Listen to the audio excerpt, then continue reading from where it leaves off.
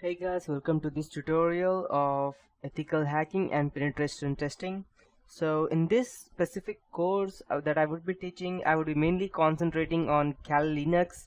Besides, if you have some prerequisites like basic fundamentals of Linux, or if you know what programming is, or if you have at least done some basic programming stuff like C, or even better, the least easiest programming language that I think would be Python. So even if you have the basics in that, this would be much more easier for you.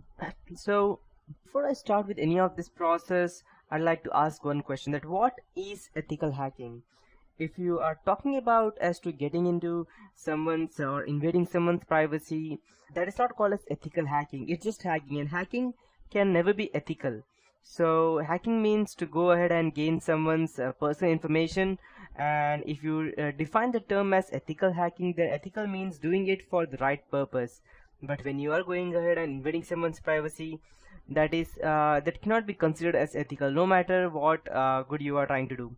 So at that point of time, there was a time when there were a lot of people computer in 1990s, and the computers were just came into existence. The Google just came into existence. People did not knew much about using computers, and there were people who used to run programs, and there were con artists who used to call people, gather information about their computers or bank accounts over the phone. And at that point of time, the government thought that yes, there is a need for something, some countermeasure, so that these people who go ahead and create some kind of, let's say, chaos or try to cheat people, there needs to be some way so that they can be tackled with.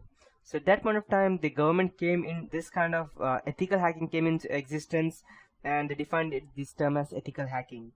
So to start with, uh, just before I proceed, let me tell you that ethical hacking is not only necessary for, let's say, for your studies, or to go ahead and get some, let's say, to get a job in a company. If you're just doing this for getting a job in a company, then let me tell you that it's not that easy. And even if by the time you see this course may become a bit outdated, because to be in process to gain information about ethical hacking, what I could do in this tutorial is that I can go ahead and give you the latest updates that I have, but this is as for today. And after 1 week, there may be new updates, there may be more zero-day vulnerabilities, and there may be more different kinds of trojans that I won't be able to secure you from now on. So, and just before I proceed, I would like to tell you that this is just for educational purpose only, and anything that would be used for doing malicious purpose, I won't take any responsibilities for that, or even my company. So to start with, yeah, that's how it is. So in this whole tutorial of ethical hacking and penetration testing, I will teach you what ethical hacking is, footprinting reconnaissance, that means gathering information from different places. Then we need to go and scan the networks, the IP addresses, the WHOIS, the domain names, and we need to go and get into systems. So getting into a system is far different from what we see in movies.